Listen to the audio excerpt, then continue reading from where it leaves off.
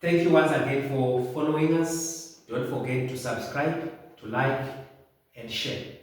Um, with me here, I have a cash flow forecast. This is the cash flow forecast that I have. I'm still presenting on cash flow forecasting.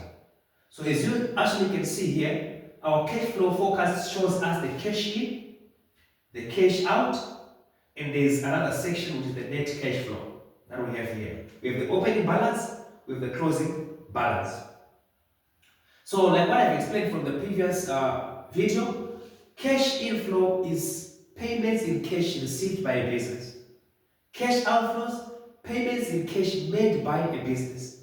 Net cash flow, that's cash inflows minus cash outflows. Opening balance, any amount that a business has at the beginning of the month. That's an opening balance. It will be coming from the previous month. And the opening balance is added to the net cash flow to get our closing balance. So closing balance is net cash flow plus opening balance.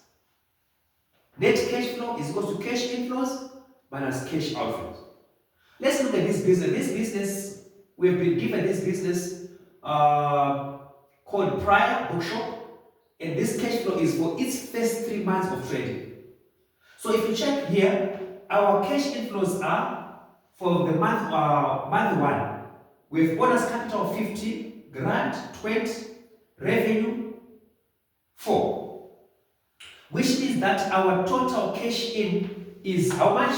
Our total cash in is 15 plus 20 plus 4, which is 39.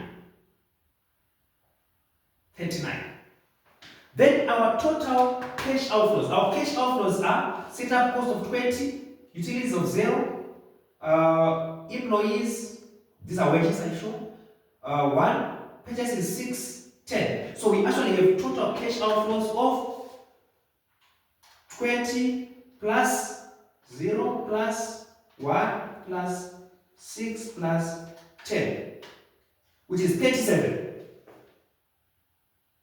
Right? So to get net cash flow for the first month, we say 39 minus 37, which gives us 2. So there's a positive net cash flow of 2. Then 2 plus 0, because remember I said closing balance is net cash flow plus opening balance. So since this is our first month of trading, we don't have any opening balance. So 2 plus 0, it gives us what? 2. So our closing balance is 2. Remember, the closing balance for month 1 becomes the opening balance for month 2. That's why this 2 here becomes the opening balance for this. So you can now calculate again for month 2. Month 2 is 0, 0, and we have only 6 here as our what? As our total cash in. And cash out, we have 0, 0, then 4 plus 5, we have 9. So it means that our net cash flow is 6 minus what? Minus 9, which gives us minus what? Minus 3. So that's a 3 here in bracket. If you say minus 3 plus 2, it then gives you minus 1. So this minus 1, you see, it becomes the opening balance for the next what? Next month. Okay? To get X here, we have to calculate our cash in. Our cash in total are 11 there. And our cash out here are 2 plus 3, that's 5, plus 4, 9, plus 4, that's what? 30. Okay? So here we have 11, that's our cash inflows. So 11 minus what? Minus 30. It gives you what? Minus 2 here. Okay? So if we have minus 2 here, it means that our closing balance is minus 1 plus minus what? 2. So minus 1 minus 2, which gives us minus what? 3. So our 3 in the brackets. So for month 3, we're simply saying that our cash in total is 11. Our cash out in total is 13.